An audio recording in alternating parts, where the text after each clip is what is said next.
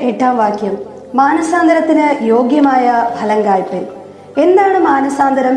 പാപത്തിൽ നിന്നുള്ള തിരിയലാണ്, ദുഷ്ടതയുടെ ദിശ മാറ്റലാണ് മാനസാന്തരം. ദൈവത്തിന് അന്യായമായതെല്ലാം ഉപേക്ഷിക്കുവാനുള്ള തീരുമാനമാണ് മാനസാന്തരം. മാനസാന്തരം ക്രിസ്തുവിലേക്കുള്ള തിരിയലാണ്.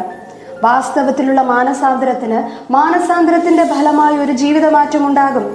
മാനസാന്തരം പാപം സംബന്ധിച്ചിട്ടുള്ള ഇഷ്ടത്തിൽ നിന്നും ഒരാൾ നിശ്ചയദാർഢ്യത്തോടെ മാറുന്നതാണ്. അതിൽ ബുദ്ധി, വികാരം, മനസാക്ഷിയും ഉൾപ്പെടുന്നു. മനുഷ്യ വ്യക്തിത്വത്തിൽ വ്യാപകമായിരിക്കുന്ന അവസ്ഥാമാർഗം അയാൾ ഉപേക്ഷിക്കുകയാണ് മാനസാന്തരത്തിലൂടെ സംഭവിക്കുന്നത്. ദൈവത്തിന് കണക്ക് കൊടുക്കേണ്ട ഓരോരുത്തരും മാനസാന്തരപ്പെടുകയും മാനസാന്തരം ആവശ്യപ്പെടുന്ന നിലയിൽ ജീവിക്കുകയും ചെയ്യുക. മാനസാന്തരം എന്നത് സ്വന്തം ഇഷ്ടത്തെ തുടച്ചുമാറ്റി പാപത്തിൽ നിന്ന് വിട്ട് ജീവനായി ക്രിസ്തുവിലേക്ക് തിരിയുകയാണ്. പാപത്തെക്കുറിച്ച് ബോധം വന്നിട്ടുണ്ടാകുന്നതാണത്. ദൈവഹിത പ്രകാരമുള്ള ദുഃഖവും ദൈവത്തിന്റെ നന്മയും അത് രൂപാന്തരത്തിലേക്ക് വരുത്തി ക്രിസ്തുവിനോടുകൂടെ ദൈവത്തിൽ മറഞ്ഞിരിക്കുന്ന ജീവനിൽ പ്രവേശിക്കുകയും ചെയ്യുന്നു. യാഥാർത്ഥ്യത്തിൽ അനുദപിക്കുന്നവരാണെങ്കിൽ, നിങ്ങൾക്ക് ശരിയായ പാപബോധവും അതിനോടുള്ള യഥാർത്ഥ പശ്ചാത്താപവും ഉണ്ടെങ്കിൽ അതിന് അനുയോജ്യമായ പ്രവൃത്തികൾ ചെയ്യുക. അതിന്റെ യാഥാർത്ഥ്യത കാണിക്കും. പ്രവൃത്തികൾ മാനസാന്തരത്തിന് തുല്യമാണ്. ഒരു വൃക്ഷം അതിന്റെ ഫലത്താൽ അറിയുന്നത് പോലെ മാനസാന്തരം നല്ല പ്രവൃത്തികളാൽ അറിയപ്പെടുന്നു. മനുഷ്യരുടെ പശ്ചാത്താപത്തിന്റെ ആത്മാർത്ഥതയുടെ തെളിവുകളാണത്. ഒരു വൃക്ഷത്തെ ഫലം കൊണ്ട് തിരിച്ചറിയുന്നത് പോലെ ഒരു വ്യക്തിയിൽ മാനസാന്തരം ഉണ്ടായിട്ടുണ്ടെങ്കിൽ ആ വ്യക്തിയിൽ ആത്മാവിന്റെ ഫലങ്ങൾ വെളിപ്പെടും.